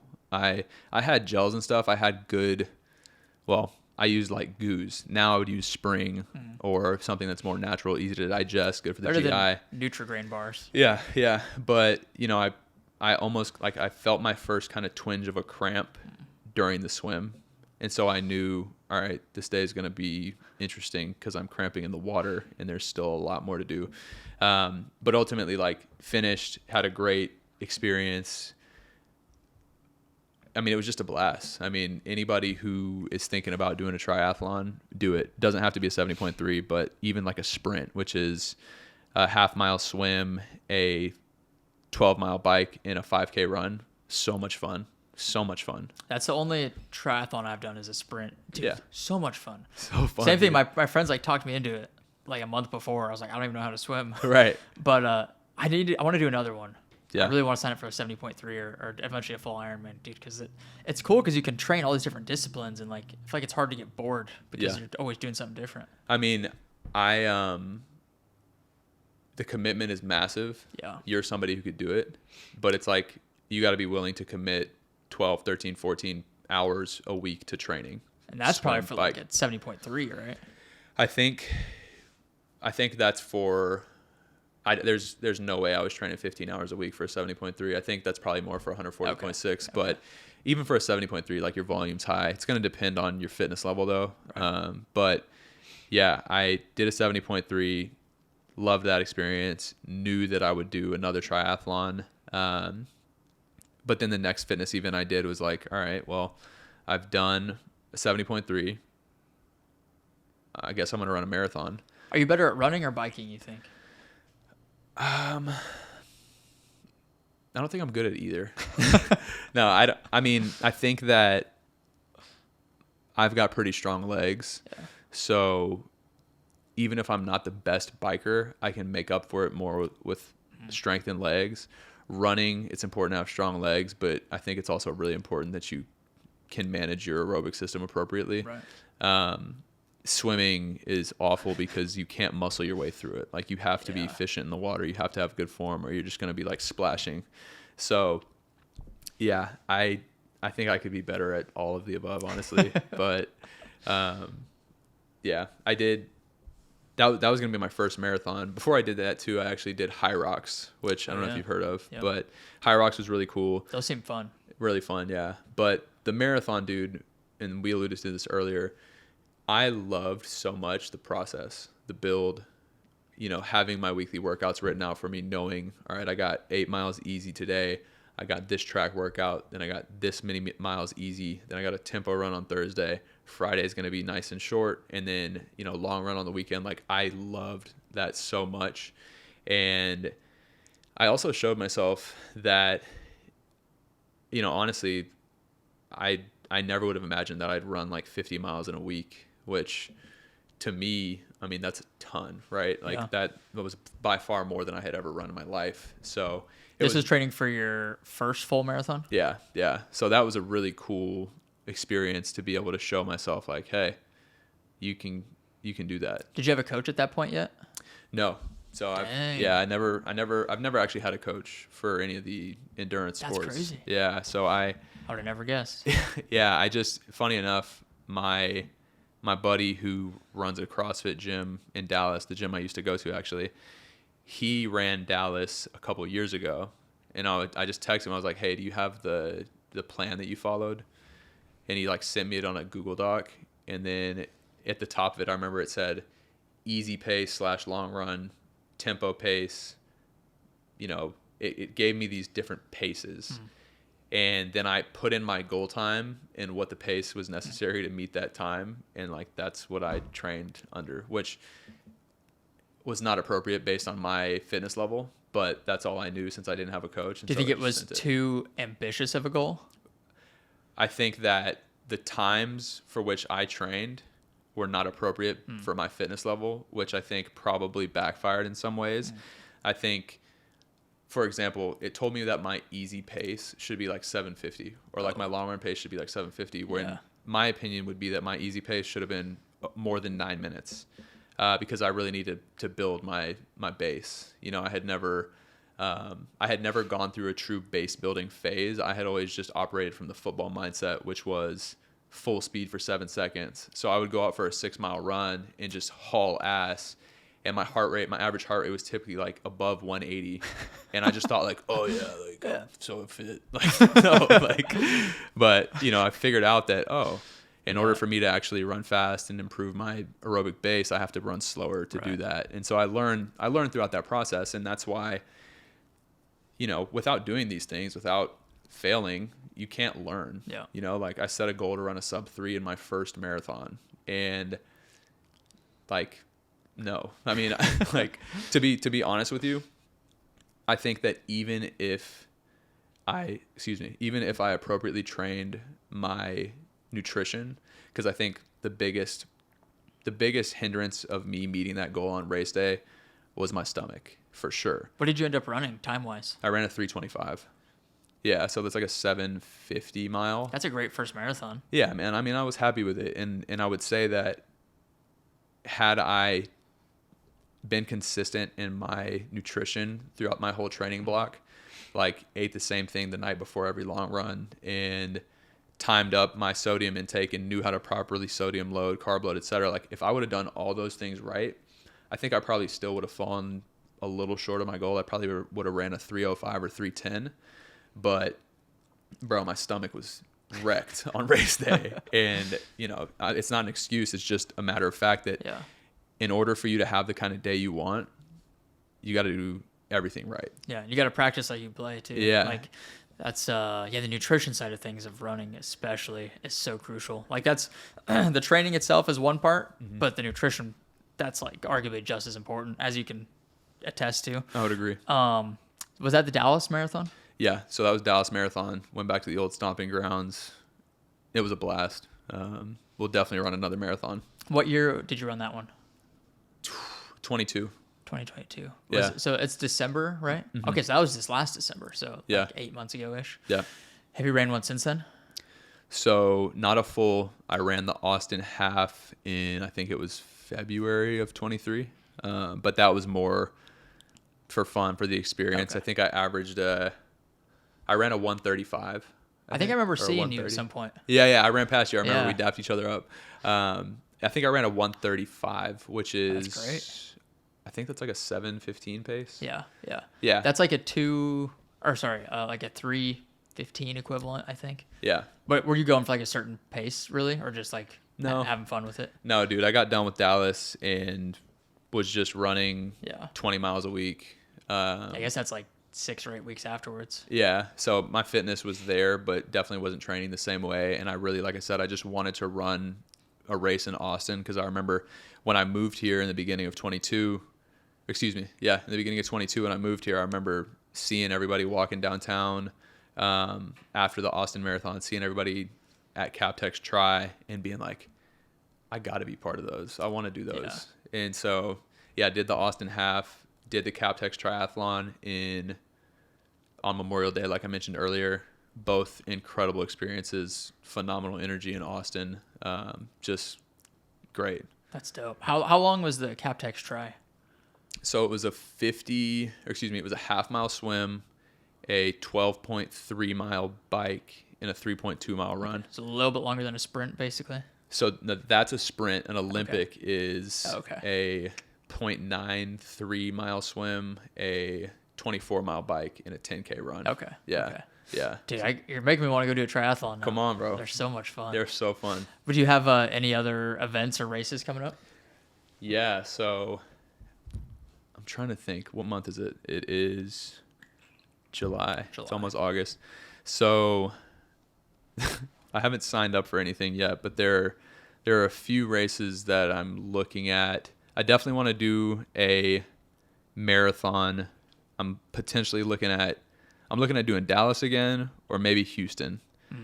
But I'm also looking at a bigger event that I'm actually not going to disclose. Ooh. That is early 2024. So I'm looking at that as well. Nice. But I haven't signed up yet. I've got like 10 people in my ear just like, come on, bro, do it. So I have a guess of what it is. You can tell me afterwards if you want to. I will.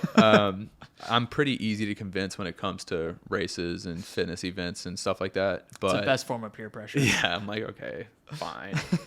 I'll run a marathon, I guess. Yeah. So what about you? I have Chicago. Oh, yeah. That's in October. I'm actually really excited, probably more excited for these. Like this weekend, I'm going out to Lake Tahoe to pace. I have a friend, his name is Pierce. He's doing the Triple Crown of 200 milers. Oh, wow. So it's 3 200-mile races. Lake Tahoe is the first one, so I'm going out there to pace him. And then the following weekend, I'm going to Montana to pace a friend. He's doing it's called the Crazy Mountain 100. I'm honestly looking forward to those more than the actual race that I'm running. Yeah. Because it's like when you're pacing, it's like you get to run in these beautiful areas. You don't have to pay the race registration. You're there to like just support. There's less pressure. I mean, you have some pressure because you don't want to fuck up because you're pacing them, so they're relying on you. But I don't know. I'm pumped for that. I'm also pacing a friend. It's actually a guy I'm coaching. He's doing the Leadville 100. So sick. A lot of pacing in the next couple months. But yeah, and then Chicago, where I'll try and run 2:45 is the goal. Let's go. What does that break out to? 6:15 a mile. So let's go. We'll see if we can do it. Let's go. I love it. Yeah, Boston, I ran like 2:52, which was like 6:30. Mm-hmm. So it's a little bit faster than that, but Chicago's a lot flatter and colder typically, which is nice. Yeah. But yeah, and then next year, plan to do the Bighorn 100. Okay. So I did the 50 this last summer. Okay. So the 100-miler next summer. I haven't done 100 yet. 50 is my peak so far. 100 is a long ways to go. You'll knock it out. Yeah. Well, it's all about just training too. Yeah. And like being mentally prepared for it. How many miles per week are you doing in a 100-mile build? Probably no more than like 80. And Okay. it's like 90% easy miles. Okay. So it's a lot of just long, slow, boring miles. It's kind of like triathlon training. I know you have like some FTP stuff with the cycling and some speed workouts maybe for running, but I think triathlon's mostly just like long zone. How long can you last? Yeah. Yeah. So it's kind of similar to that. What does like a typical day look like for you now? Because I know like you kind of follow this hybrid style. Like obviously you're fucking huge, like you're jacked. And I know that it doesn't come from running and cycling and swimming. So how do you maintain this size and still run and put on all these miles and remain as big as you are? Man, I think so. It's funny. I actually had a coach. So this event that I'm thinking about doing, I will have a coach for. But anyway, he asked me the other day, hey, what does your typical week look like from a training perspective? And I had to really think about it because right now I'm running anywhere from 20 to 30 miles a week. And then on top of that, I'll cycle a few times. And then I'm swimming right now about once a week. me and my buddies, we do this thing called surf and turf, where we'll run, 3-4 miles and then swim at Barton. Oh, nice. So I'm getting all of those in, and then I try to lift probably 3, 4, 5 times a week. So there's a good amount of two-a-days. There's some, you finish a run or a bike and immediately are in the gym.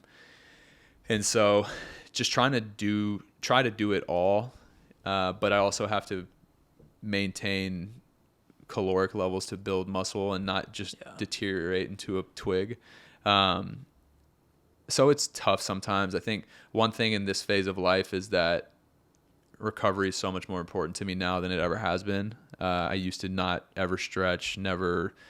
When I was a college football player, you couldn't have paid me to get in the cold tub, and now I'm like crying because I wish I had one at my disposal every day.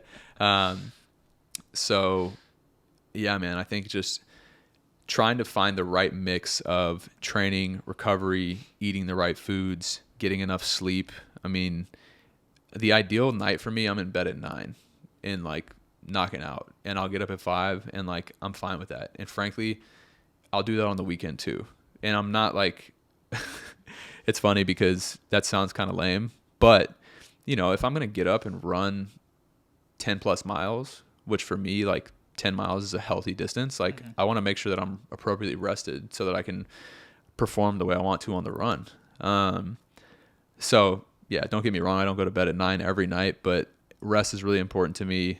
And then, I try to have as balanced of a training load as possible while getting recovery in as much as I can as well, which again, I'll be the first to admit I'm not good about recovery. Like I'm not good about it at all, but it's a work in progress and I'm getting better at it. Dude, I think the sleep is the most important recovery tool. Like I've gone through periods where I'm like dialed in on foam rolling and stretching and like diets locked in, all this stuff.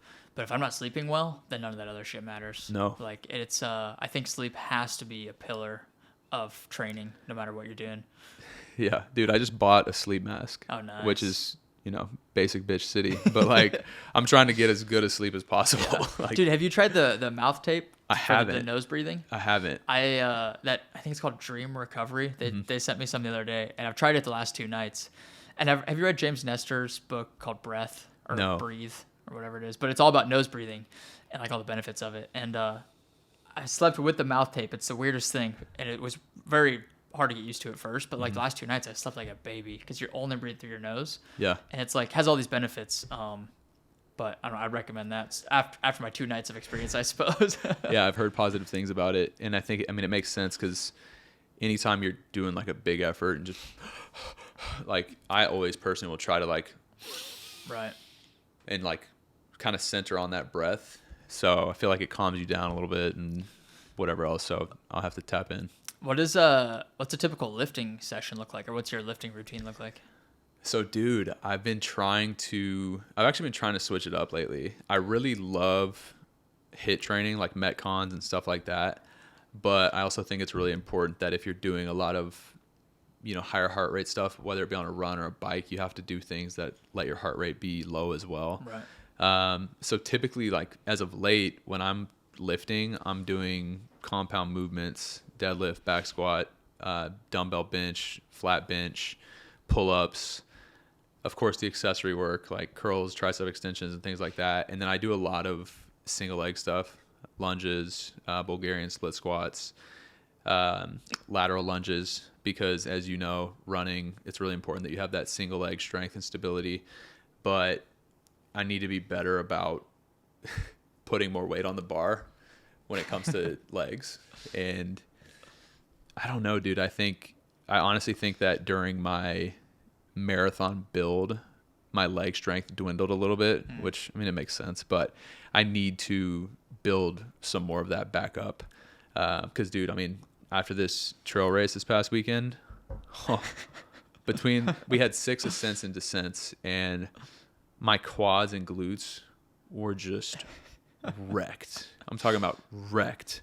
And I think, if I was doing some more lower body stuff, maybe that wouldn't have been the case. Yeah. But it's all I'm not following a specific split like push pull day or legs or whatever. I'll typically do, like, if I lift 4 days in a week, then I'll do one day that's dedicated solely to legs, and then I'll do a push day with chest and tri.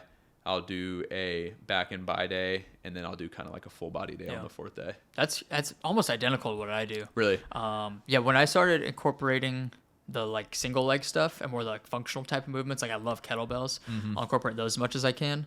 That's where I felt like my running getting a lot stronger too, because it's like the compound movements are great for overall strength, but they don't do a lot for like those little stability muscles and your balance and all that other stuff. And so, yeah, I think this single leg stuff is huge, because like freaking profound realization I had was that running is a single leg activity. Yeah. Like when I realized like, oh, you're never on both legs at the same time, I was like, shit, that makes a lot of sense. And so when I started doing a lot of that stuff, that made the biggest difference for me. And I still I love deadlift. Deadlift's by far my favorite lift. And so I'll like load up a lot of weight on there.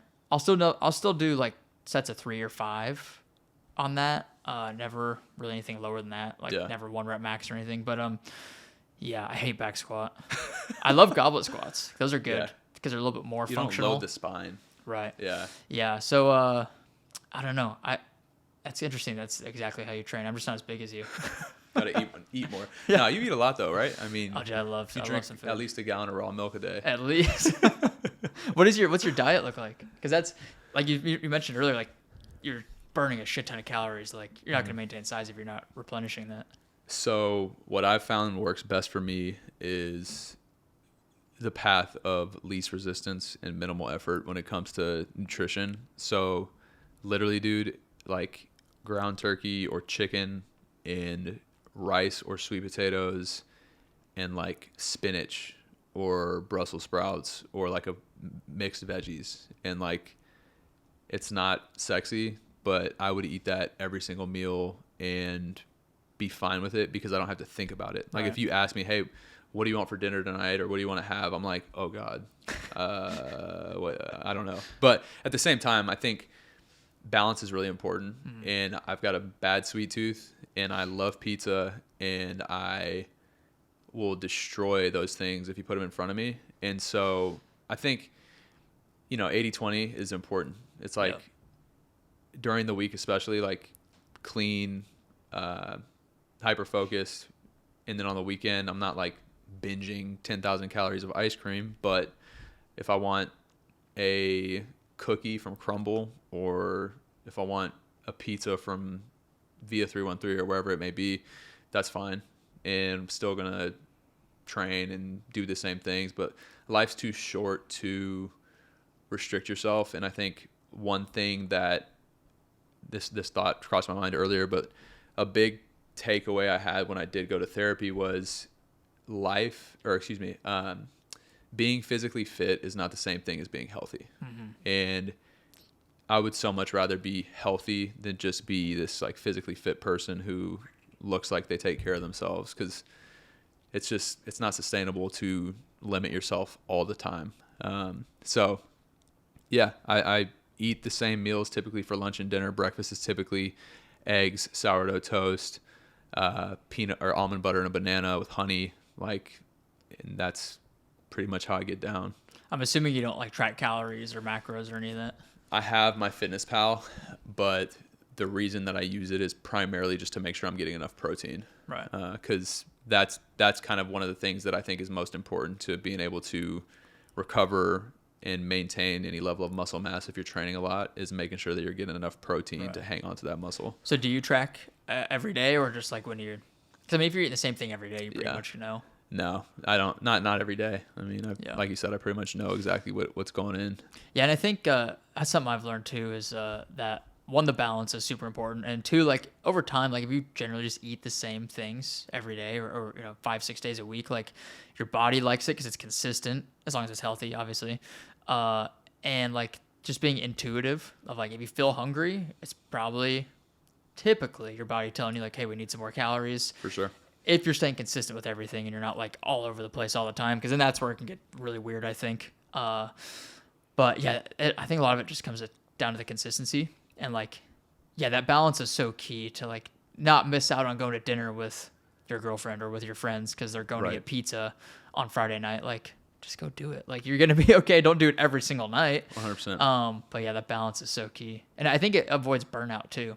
And it prevents you from getting bored of all that stuff. It's like, we need to expel a little bit of that sometimes. For sure. Sustainability, man. Right. What can you do for the long term? Exactly. Dude, well, this was a ton of fun. Yeah, I feel like we could just sit here and rip forever. We could, man. I know you're a busy guy, though. I know you got to go. Where is the best place for people to connect with you and chat with you? Yeah, so you can find me on Instagram at Jackson R. Mitchell. That's my full name, Jackson R. Mitchell. You can follow my podcast and brand at The Walk On Mentality. Hit me up on LinkedIn, whatever. Like, DMs are open. I would love to help anybody in any capacity that I can. Like I mentioned, I was put here on this earth to help as many people as possible. I'm here. So, do you do any coaching, like one-on-one fitness stuff? Yeah. So I've got a couple clients who I coach on like mental performance and the mindset. And then I've coached a couple different people on various forms of fitness. Like I wrote a buddy a half marathon plan. I wrote him a plan with Metcon workouts. So yeah, I do a little bit of both of those things. Yeah. Are you trying to make that full-time at all? What I should ask, what is your, like, because do you have a day job? Yeah. Okay. Yeah. You don't just work out all day? No. So I sell software by day, and then I'm a motivational speaker, podcaster, entrepreneur, and various different things by day and night. So yeah, man, I mean, one day the Walk On Mentality will be, this world-renowned brand that people recognize and hear, like the Walk On Mentality. Like, this is the mindset that there are no limits to what we can accomplish if we're willing to do the work and believe in ourselves. Like, that's the tagline. And I want as many people as humanly possible to hear that message and understand that there's no limits. Like, you just have to take action toward whatever your goals are, and you can make them happen. So yeah. I love that, man. Appreciate it, brother. So your eventual goal is just to blow this thing up into its own coaching business, just media, all this kind of stuff. Just get as many people as we can. I think it is just like everything else we've talked about, it's a process. I've experienced and dipped my toe in a lot of different things. And if I'm being transparent, I don't know what it will be one day. I know that it will be something incredible. I know it's already something incredible, but I know that, the only way that we can figure out what we like, what we want to do, what we're interested in, all these things, the only way to figure it out is by doing them, which is why I mentioned earlier, like, it's so important that we take the time to figure out who we are, what's important to us, what do we want, because otherwise we never know. So, like I mentioned, I mean, the public speaking thing is pretty new. Like, I've got a couple opportunities coming up where I'm going to be able to share this message and hopefully impact at least one person in the audience. Nice. And inspire them to go do something that they maybe didn't think was possible. And so, yeah, man, coaching, consulting businesses, because if the whole team has this mentality, then there's no limits to what that team can accomplish. So, individual, team, business, public speaking, podcast, like, you name it, it's gonna be something. I love that, man. Well, let's make this thing full time. Yeah. Dude, I want to see you win. I think you're already winning, but I want to see you keep winning. I appreciate that, brother. Dude, I love that, you too. man. I appreciate it, man. Well, this was a ton of fun, dude. You're crushing life, doing some amazing things, helping a lot of people, lots of inspiration. So I appreciate you coming on and sharing your journey with us. Man, thanks for having me, and the feelings are reciprocated toward you as well. Keep doing your thing. It's inspiring. I appreciate it. All right. We'll see you later. Thank you so much for tuning into the show. If you enjoyed this episode, please make sure to subscribe to the channel, leave a review, and share it with a friend. We'll see you in the next one.